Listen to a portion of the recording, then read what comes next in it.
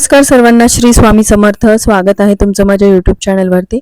आजचा दिवस तुम्हाला खूप छान सुखाचा, समाधानाचा जाऊ देत, हीच मी स्वामींच्या चरणी प्रार्थना करते आणि आजच्या या नवीन व्हिडिओला सुरुवात करते.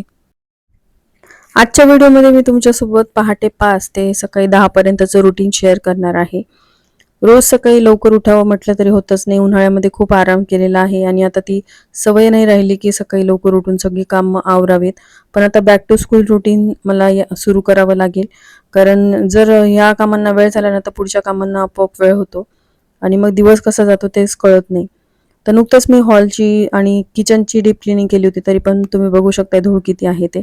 पण सकाळी एक झाडू मारण्याचं काम जे आहे ते करत असते. तशी कामवाली येते तेव्हा ती वेगळा झाडू मारते, पण त्याआधी पारोसं घर जे आहे ते झाडून घेते आणि घरासमोरील अंगण देखील मीच झाडत असते आणि पाणी मारते.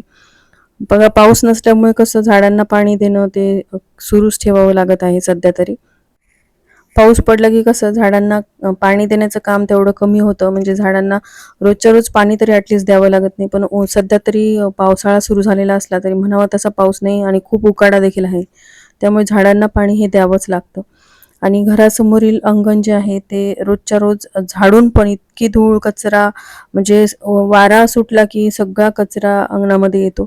संध्याकाळी देखील अशाला असं अंगण होऊन बसतं. सध्या ना खूप थकवा जाणवतोय. पाणी खूप प्यायला सांगितलं डॉक्टरांनी, म्हणजे कसं डिहायड्रेशन वगैरे होतं, त्यामुळे मग थकवा, आळस वाटतो, कामामध्ये उत्साह वाटत नाही. तसंच माझ्या बाबतीत झालेलं आहे.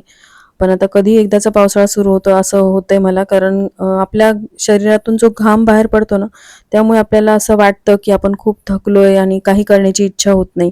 आणि डॉक्टरांकडे मी गेले ना तर तेव्हा डॉक्टर मला बोलले की जेवढा घाम आपल्या शरीरातून बाहेर पडतो ना, तेवढंच पाणी आपल्या शरीरात गेलं तरच मग तुम्हाला तसा थकवा जाणवणार नाही. त्यामुळे तुम्ही पाण्याचा इंटेक वाढवा. सकाळी तुम्ही बसून पाणी प्या, पाण्यासाठी वेळ द्या. म्हणून म्हटलं चला आता स्वतःसाठी वेळ काढणं महत्त्वाचं आहे, कारण थकवा आहे म्हणजे हे आजार छोटे छोटे जरी वाटत असले तरी हळूहळू ते मोठ्या आजारात रूपांतरित होतात. म्हणून स्वतःकडे दुर्लक्ष करून चालणार नाही. मग भले इतर कामांना वेळ झाला तरी चालेल. त्यामुळे पाणी पिण्यासाठी मला बराच वेळ लागतो. सध्या 15 ते 20 मिनिटं बसून पाणी पिते. त्यानंतर आज मी फक्त स्ट्रेचिंग केलेली आहे, व्यायामाला सुरुवात केली नाही. एकदम व्यायाम करायला सुरुवात केली की त्या दिवशी मग काहीच करावंसं वाटत नाही, अंगदुखी पण होते. म्हणून म्हटलं एक एक करून आपण योगासनाला सुरुवात करूया. व्यायाम पण कसा एकदाच करायला जायचं नाही कधीही. सुरुवात जी आहे ती एकेका योगासनाने करायची. कोणतंही एक आसन करायचं, मग हळूहळू एक एक आसन वाढवत न्यायचं. असं 20 मिनिटाची तुम्ही स्ट्रेचिंग आणि योगासनं केले ना तरी देखील सफिशियंट आहे, किंवा वॉकिंग केली ते देखील खूप सफिशियंट आहे. खूप सारा पॉवर योगा वगैरे केला आणि तो तुमच्या शरीराला नाही झेपला तर त्याचे दुष्परिणाम होतात, आणि मी हे अनुभवलंय. मी मागे पॉवर योगा वगैरे करायला जायचे ना तर तेव्हा मला एवढा त्रास झाला तर डॉक्टरांनी मला त्यामुळे फक्त बेसिक योगा जो शरीराची स्ट्रेचिंग पण करतो आणि तुम्हाला त्रास होत नाही असेच योगासनं मी करत आहे सध्या. आणि आता हे सकाळचे कामं सकाळी सकाळी आवरले की बरे वाटतात. नाही तर याच कामांना खूप उशीर होतो आणि मग सगळं आंघोळीशिवाय करावं लागतं, म्हणजे आंघोळीशिवाय स्वयंपाक आणि पुढची कामं, त्यामुळे दिवसभर आळस वाटतो. आणि उन्हाळ्यामध्ये कसं 2 महिने मी उशिरा उठले होते, त्यामुळे सगळ्या कामांना उशीर व्हायचा आणि त्यामुळे आपोआपच मग पाणी कमी पिलं जायचं. म्हणून मग आता पाण्याचा इंटेक वाढवायचा तर स्वतःसाठी वेळ देणं आवश्यक आहे आणि त्यासाठी लवकर उठणं आवश्यक आहे. आणि व्यायाम देखील शरीरासाठी महत्त्वाचा आहे, नाहीतर नुसती पळपळ, मुलांचा डबा आहे ते आणि स्वतःकडे दुर्लक्ष असं नको व्हायला. म्हणून आता ही रुटीन मी परत फॉलो करणार आहे. आजपासून तर सुरुवात केलेली आहे खरं. बघू आता किती दिवस ते म्हणजे मी फॉलो करू शकते. ज्या दिवशी मी फॉलो करेल, ज्या ज्या दिवशी त्या त्या दिवशी मी व्हिडिओ टाकण्याचा नक्की प्रयत्न करेल. तर आता इथे मुलांच्या नाश्त्यासाठीची मी तयारी करत आहे. आज मला एक मोठी पूजा करायची होती, म्हणून आधी नाश्त्याचं उरकून घेणार होते, कारण तसंही मला आज थोडा उशीरच झाला होता. कारण 5च्या आधी उठलं ना तर मग या वेळेपर्यंत माझ्या स्वयंपाकाची पण तयारी होते, पण पूर्वतयारी काहीच नसल्यामुळे म्हटलं स्वयंपाक आपण दुपारी करूयात. पण नाश्ता मुलांना नित्याला पण डबा द्यायचा होता आणि आज ना आलूचे सँडविच देणार होते, म्हणून आलू जे आहेत ते मायक्रोवेव्हमध्ये बॉईल करून घेतले आणि त्यानंतर त्यामध्ये एक कांदा बारीक कट करून घातला, हिरवी मिरची घातली, कोथिंबीर आणि मीठ घातलं आणि हे छान स्मॅश करून घेतलं. आता ब्रेड स्लाइसला एका साईडला मी ग्रीन चटणी लावली, जी माझ्याकडे नेहमी रेडी असते, आणि एका साईडला सॉस लावला. यामध्ये आता हे स्टफिंग भरायचं आणि त्यानंतर मग त्याला ग्रिल करायचं किंवा तुम्ही तव्यावर पण भाजू शकता. पण माझ्याकडं ते सँडविच मेकर आहे जे ग्रिल सारखं आहे, म्हणून दोन्ही साईडनी ग्रिल होते ब्रेड आणि थोडीशी क्रिस्पी पण होते, म्हणून त्यामध्येच मी आता रोस्ट करणार आहे. तर 3 सँडविच बसतात. ही मीडियम साईजची ब्रेड आहे, त्यामुळे यापेक्षा मोठी ब्रेड असेल ना तर 2च बसतात. हे सगळं थोडं जास्त जास्त भरते, म्हणजे मुलांना हा पोटभरीचा नाश्ता होतो. म्हणजे 1 किंवा 1.5 सँडविच खाल्लं तरी मग असं पोट भरल्यासारखं वाटतं.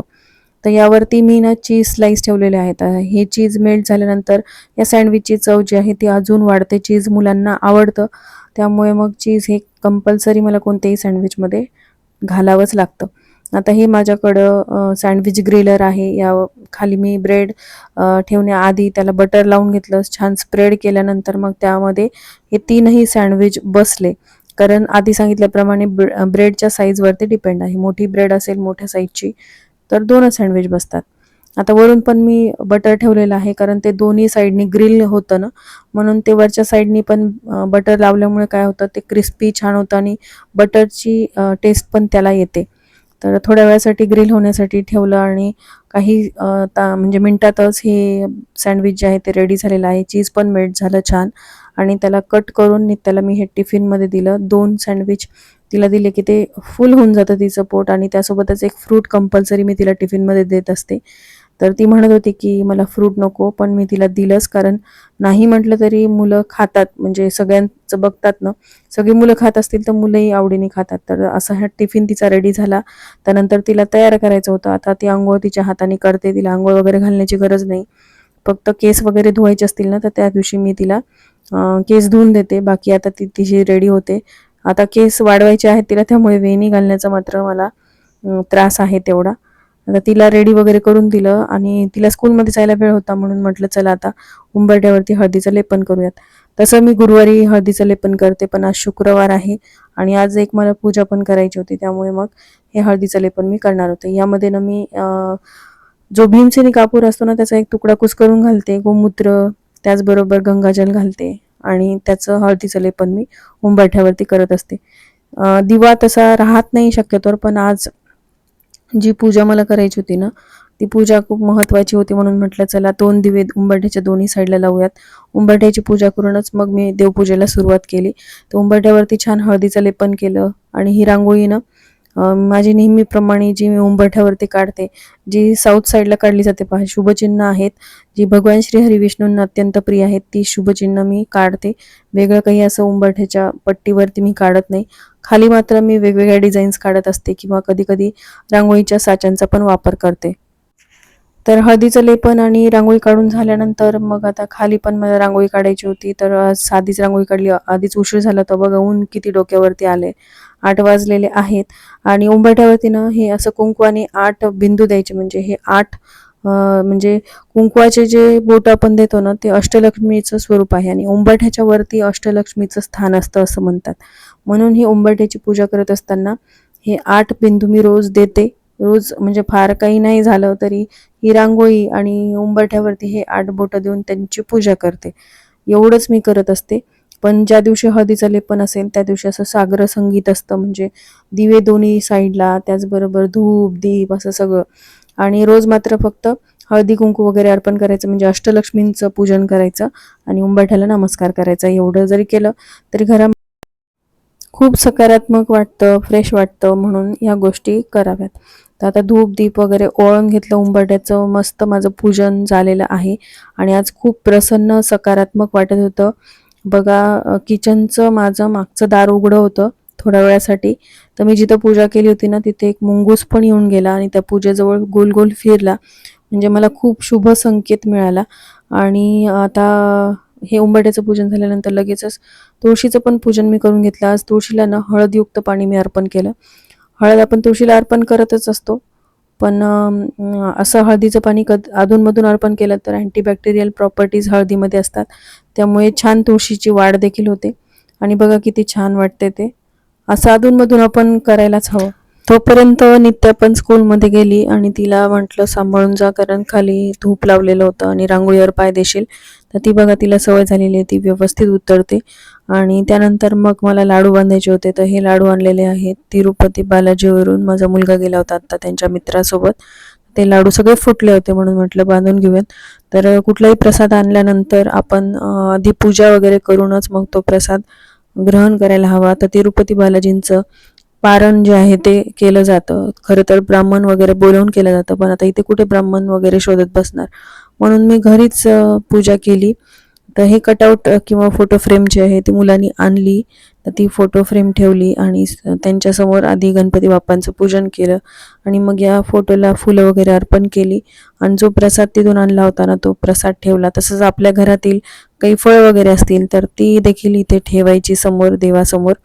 आणि त्यानंतर तुम्हाला जी सेवा येत असेल तर ती सेवा करू शकतात. अधिक महिन्यामध्ये मी व्यंकटेश स्तोत्राचं पठण केलं होतं अगदी नित्यनियमाने, तर तेच पठण मी केलं. तर नैवेद्यामध्ये मी केळी आणि हा प्रसाद ठेवला आणि त्यानंतर मी व्यंकटेश स्तोत्र एक वेळा पठण केलं. अधिक महिन्यामध्ये मी 3 रात्रीची जी सेवा केली होती ना, तर त्याचा मला खूप सुंदर अनुभव आला होता. तर आज अधिक महिन्यामध्ये दर्शन घेऊन माझा मुलगा आला आणि हे कटआउट घेऊन आला, तर साक्षात तिरुपती बालाजी म्हणजे व्यंकटेश घरी आल्यासारखं मला वाटत होतं. खूप सुंदर प्रसन्न आजची सकाळ होती आणि एक मुंगूस देखील या पूजेभोवती गोल फिरून गेला. त्यामुळे खूप सुंदर असा अनुभव आजचा होता. तोच मला तुमच्यासोबत शेअर करायचा होता. तर मुलांनी केस वगैरे काढून म्हणजे केसाचं दान तिथं केलं जातं. तर त्याला म्हटलं दर्शन वगैरे घेऊन जा आणि अशी मस्त प्रसन्न व्यंकटेश्वराची पूजा माझी करून झाली होती आणि खूप सकारात्मक आणि खूप असं ब्लेस्ड असल्यासारखं मला वाटत होतं.